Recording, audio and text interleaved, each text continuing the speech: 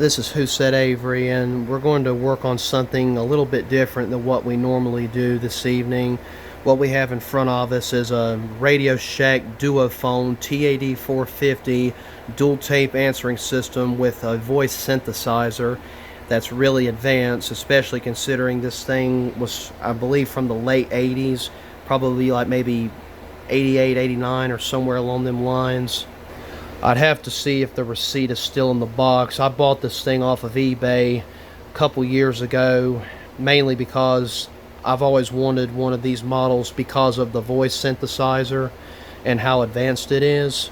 And I was lucky enough to find this one with the original box. And I think it actually still had the receipt in. I think this thing costed about $100 back when it was bought. I'd have to find the receipt though, but I'm pretty sure it was somewhere along them lines.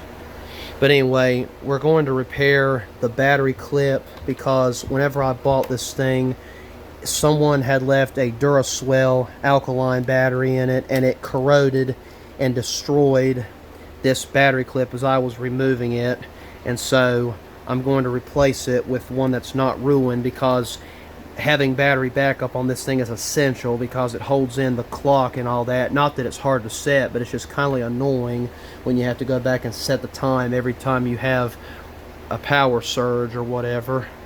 And the battery cover is actually in the box, so I'll have to go grab that. But we're going to replace this because I'm ready to get this thing fixed up and working correctly.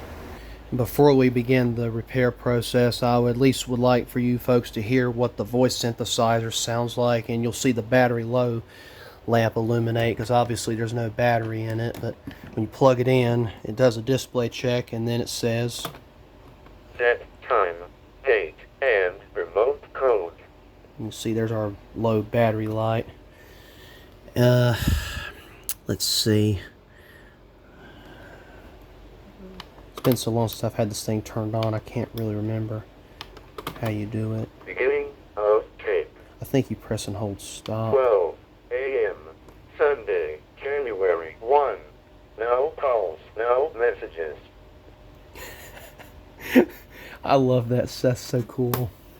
But anyway, oh, you push the set button. Set timer status. Timer off. Time of day. Set hour. I'm not going to set the exact time right now, but set minutes. Set month. Set date. Set day. Sunday. Set remote code. First digit. Set second digit. Set third digit. Remote code 111. Set timer status. Timer off. so that's how you have to, like I said, it's not hard to set it, but it's just kind of annoying, so that's why it'd be nice to have the battery backup operational. And like I said, it's a dual tape model. I'll let you hear the announcement real quick. Let me find the, here we go. Play announcement. Hi, we're not in right now, but if you leave your name and number, we'll get back to you.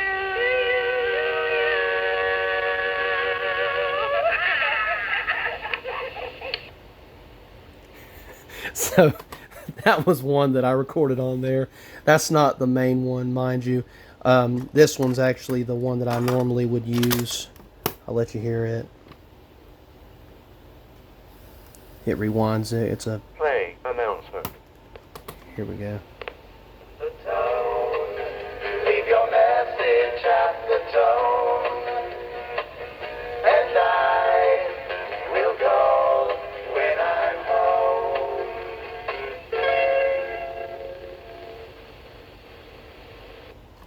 So there you go. The British beat, or the English beat, whichever you wish to call it. It was one of those crazy calls, tapes, messages from back in the day. I think from the 3rd edition. But anyway, enough talk. Let's get this thing open and get it fixed.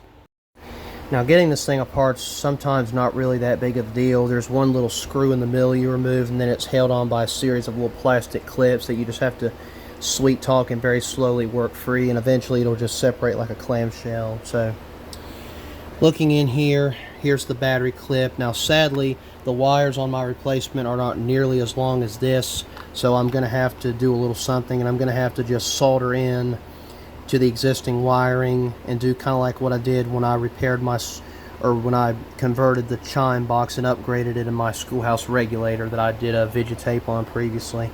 So kind of didn't want to have to go that route, but that's what I'm going to have to do in this case. But not a big deal, just kind of annoying. And since I still don't have heat shrink tubing, I once again did the same thing and just wrapped electrical tape around it. It ain't good, it ain't pretty, but it'll get the job done. Alright, so I got it back together. Now let's plug it in, set the time, and see if the battery backup works. I'm going to go ahead and hook the wall wart up, and careful not to bump the camera, and then plug it in with the wall wart. Set time, date, and remote code. Okay, I set the time and everything, the date and all, so now let's hook our battery up, and notice I'm using an Energizer and not a Duraswell. So let me hook it up real quick and we'll see if the battery light goes out, and we'll attempt the battery backup status and see if it actually holds in the memory when I disconnect the power. So the battery low light should go off now that I've done this repair, and it did, so that means that was a success. Now let's unplug it. Wait a few seconds for the capacitors to discharge and plug it back in. Okay, good deal. So it worked. Anyway, I'll go ahead and put the tapes back in, and then I'll go put this in the house and get it hooked back up to the landline.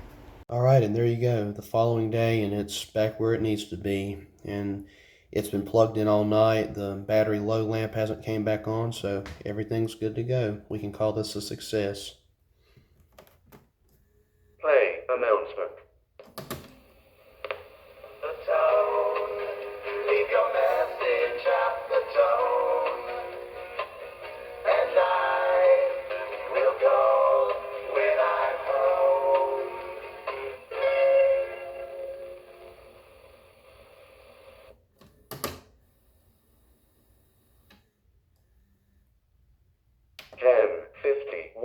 a.m. Sunday, July 19th. No calls, no messages. And for those who wanted to know, here's the box that it came in. There's the catalog number for those who wish to look it up in the Radio Shack catalog, 43-720.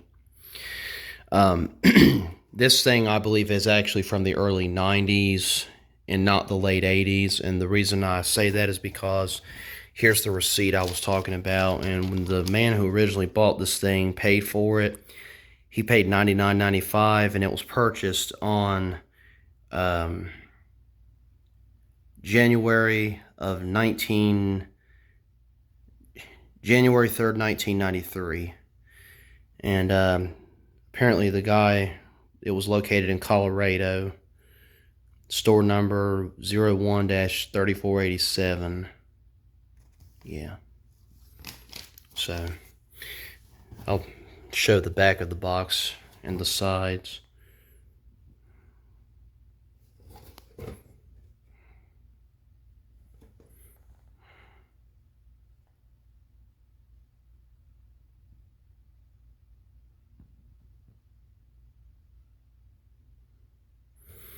So yeah, I didn't pay nearly what this thing costed. I think I only paid $30, and it was free shipping, so I definitely got a deal on it, I think. Anyway, there you go. There's the DUŌFONE TAD-450 in its glory now that it's been repaired with its new battery clip, and that's it.